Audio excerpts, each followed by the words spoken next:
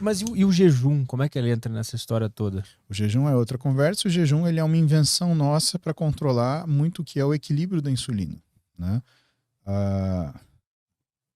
O jejum ela é uma ferramenta que é utilizada por nutricionistas em condições específicas, né?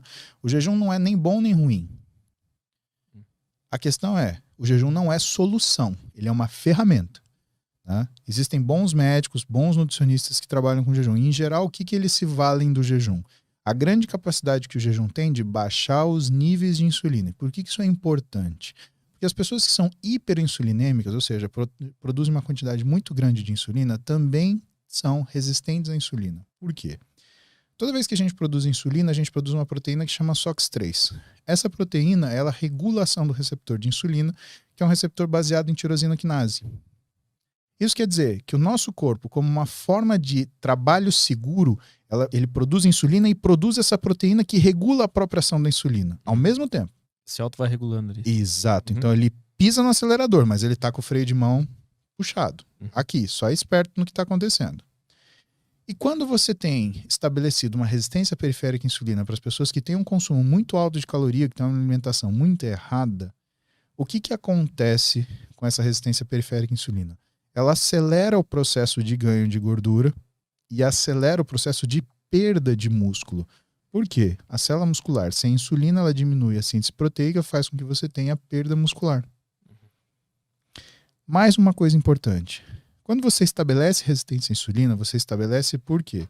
Porque essa proteína SOX3, ela modulou o que é o receptor tirosina quinase da célula, certo? Só que esse receptor baseado em tirosina quinase, ele também responde a um hormônio chamado leptina, que é o hormônio que traz a sensação de saciedade. Então imagina o seguinte na tua cabeça. Pô, eu tô com a insulina lá em cima, eu tô com o SOX3 lá em cima impedindo que a insulina atue. O que vai acontecer com a minha saciedade? Ela vai cair. E você vai sentir uma pseudo falta de energia, que o teu cérebro vai interpretar como fome, mas na verdade é uma resistência periférica à leptina e uma resistência central à leptina. Agora, olha o tamanho da complicação. No seu hipotálamo, a leptina é uma das formas de você estimular a produção de hormônio sexual. A leptina ela estimula a produção de quispeptina e um outro hormônio chamado GNRH. O GNRH e a quispeptina, na hipófise, eles fazem você produzir LH-FSH, que no homem produz testosterona e na mulher produz estradiol, que são os hormônios específicos predominantes de cada sexo. Além disso, além de você mexer com a sua saciedade, você mexe com a sua produção hormonal sexual. O que acontece com a sua velocidade metabólica? Ela tende a diminuir. Por quê? Tanto estradiol quanto testosterona, eles são hormônios que atuam no que é a função do nosso corpo, empurrando ele para frente no sentido metabólico. É por isso que aquelas alimentações erradas, elas levam a alterações hormonais. Tem até uma doença que é isso, que é a síndrome MOSH, né? Que é o tipo de hipogonadismo masculino ligado à obesidade, que é essa tradução do MOSH. E elas também te dão fome. Tu come lá uma comida, um fast food. Quer um exemplo? Tu continua com fome. Quer um exemplo? O exemplo melhor não é bem do fast food, porque fast food ele é pouca quantidade. O melhor exemplo é assim. A gente combina de jantar, você não tá com tanta fome assim, mas a gente vai no restaurante japonês.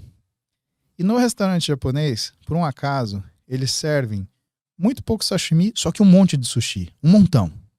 Sushi é arroz moti, né? Às vezes eles misturam arroz normal, mas geralmente é arroz moti. E o que é o molho do sushi? É vinagre de arroz, saquê, açúcar e um pouquinho de água. O que acontece com a velocidade de absorção desse açúcar do arroz, do carboidrato do arroz, e essa quantidade de comida que vem? Sobe. O que é gostoso você comer no japonês? Né? Ou é gostoso você tomar uma Coca Zero, ou é gostoso você tomar um saquê. O saquê, ele acelera o processo de resistência periférica à insulina, por quê? Porque ele aumenta mais ainda a liberação de insulina. E a Coca Zero? A Coca Zero, por conta da capacidade doce dela, ela engana o seu centro da saciedade daquilo que você se sente satisfeito por causa do sabor do alimento. O que acontece logo depois que você termina de comer o sushi? Aquela vontade de comer doce que você... Caralho, eu quero comer, aquele tempurá de sorvete, mas me traz uma bola, traz 15, porra. Não acontece assim? Sim. É isso daí. Quem, por exemplo, fuma, tem vontade de fumar, porque precisa da recompensa. Mas o que é o normal? Você ir no restaurante japonês e ficar alucinado com vontade de comer alguma coisa doce. Aham. Se você esperar um pouco, se você, por exemplo, tomar uma água, ou pode ser, sei lá, um refrigerante, que seja um refrigerante zero, mas se você esperar 15, 20 minutos, essa vontade para. Uhum. Tanto que, muitas vezes, o que eu fazia? A gente terminava de comer no japonês, vamos comer sobremesa? Vamos, mas não vamos comer aqui. Aí entrava todo mundo no carro, eu dava 15 minutos de volta, e aí, o que você quer comer de sobremesa? Perdi a vontade.